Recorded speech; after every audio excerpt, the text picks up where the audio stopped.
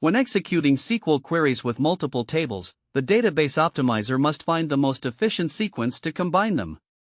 Since join operations are associative and commutative, a query joining three tables can be executed in multiple ways, yet different execution orders yield dramatically different sizes of intermediate results. Let's look at a concrete example. Joining relations R, S, and T. R has 1000 tuples, S has 100,000, and T has 100. The selectivity of the join condition between R and S is 0.01, and between S and T is 0.001. In Plan A, we join R and S first, then join the result with T. The intermediate size of our join S is calculated by multiplying their sizes and selectivity, yielding 1 million intermediate tuples.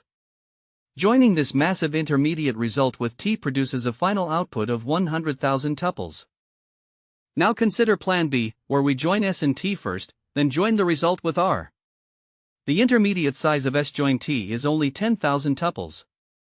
Joining this smaller set with R still produces the same final 100,000 tuples, but with a fraction of the computing effort.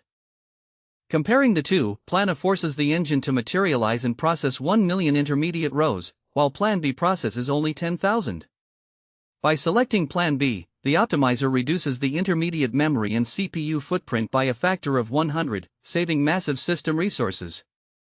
This is the essence of cost-based query optimization.